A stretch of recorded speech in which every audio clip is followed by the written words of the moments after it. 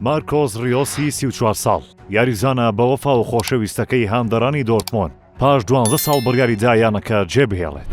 مارکۆس ریۆس لە ساڵی 2012 لە تەمەنی 22 ساڵیدا گەڕایەوە بروسیا دۆرتمۆند پێشتر لە تەمەنی لاویدا پێش بوون بە یاریزانێکی پیشەگەر یاری بۆ دەکردن. یاریزانەکە نموونەی وەفایە لە لای هەنگەکانی ئەڵمانیا بەو پێی لە لووتکەی ئاسیدا چەندین گرێبەستی یانە گەورەکانی ئەوروپای پێگەشت، بەڵام ڕەتی کردەوە و بڕیاریدا گەشتەکەی لەگەڵ یانەکە درێژە پێ بدات. مارکۆ لەو ماوەیەدا چەندین یاریزانی بەڕێ کرد وەک لیڤاندۆسکی و گۆتزە و هاڵاند و سانچۆ ئۆبامیانگ و چەندان ئەستێرەی تر کە هەموویان ڕوویان لە یانە گەورەکانی تری ئەوروپا کرد، بەڵام ئەو دۆرتمۆندی جێنەهێشت و بە خۆشەویستی هاندەران مایەوە تا کۆتایی ژیانی یاریکردنی.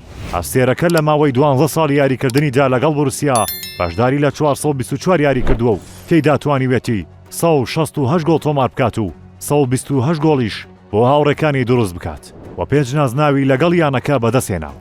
بەهۆی ئاستە بەرز و نایە بەکەشیەوە 3 جار بە باشترین یاریزانی وەرزی بۆندزلیگا دیاری کراوە. ئەستێر ئەڵمانیەکە زۆر جار پێکان بەڕۆکی گرتووە و لە وەرزەدا بەشداری لە 37 یاری کردووە لەگەڵ دۆرتمۆند، تێیدا 7 گۆڵی تۆمار کردووە و 7 ئەسیستی هەبووە. ئێستادا هەلی ئەوەیان هەیە بگەنە یاری کۆتایی چامپیۆنز لیگ و بەدەستی بهێنن. ئەو نازناوەش دوای نازناوە ریۆس لە پێناویدا دەجەنگێت لەگەڵ زەردپۆشەکان.